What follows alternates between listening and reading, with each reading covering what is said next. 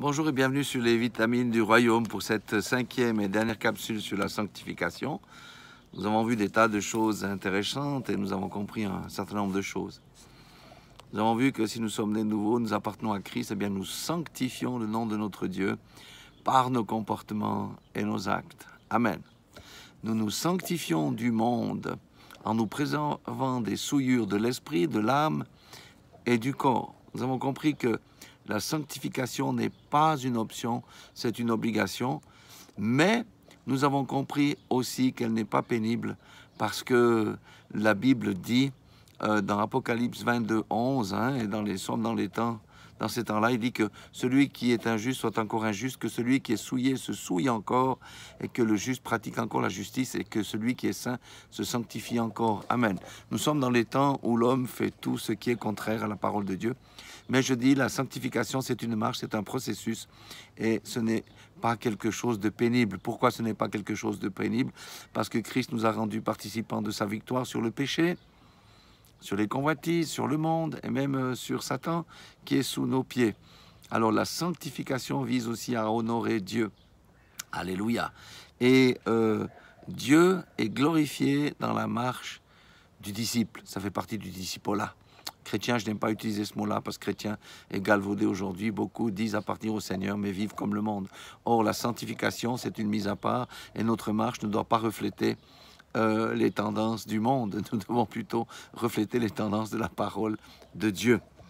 Maintenant, j'aimerais quand même dire une chose, que le salut, qui est venu par grâce, mais par le moyen de la foi, parce que la foi doit quand même produire quelque chose.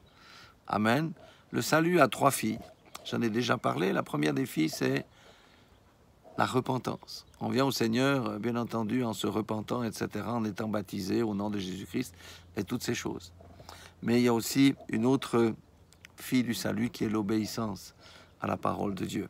Car Jésus est devenu l'auteur d'un salut éternel pour ceux qui lui obéissent, selon Hébreux 5, 19 ou 9, je ne sais plus. C'est un des deux. La troisième fille, c'est la sanctification. Donc le salut, ces 3 choses-là, la repentance, l'obéissance, la sanctification, font partie intégrante du salut. La Bible dit que seul celui qui persévérera jusqu'à la fin sera sauvé. La Bible dit aussi que l'amour du plus grand nombre va se refroidir à la fin des temps. Mais nous ne sommes pas de ceux qui sont là pour se perdre, mais pour ceux qui auront la victoire sur le péché, la victoire sur la convoitise, la victoire sur le monde, et même la victoire sur Satan. Parce que la Bible dit que nous n'avons pas à lutter contre la chair et le sang, mais contre des principautés, contre des mauvais esprits, et toutes ces choses-là. Mais nous savons que, quoi qu'il en soit, la sanctification n'est pas une option, c'est une obligation. Mais le Seigneur ne nous demande jamais rien d'impossible, il nous donne les moyens. C'est pourquoi chacun qui est né de nouveau doit avoir à cœur véritablement d'être différent des autres, différent du monde, doit être sanctifié, ça veut dire mis à part, servir les intérêts de Dieu et non pas ses propres intérêts. On a vu que dans la sanctification, eh bien, dans le salut, il y a quoi aussi? Il y a le dépouillement du vieil homme, et nous sommes dans un processus.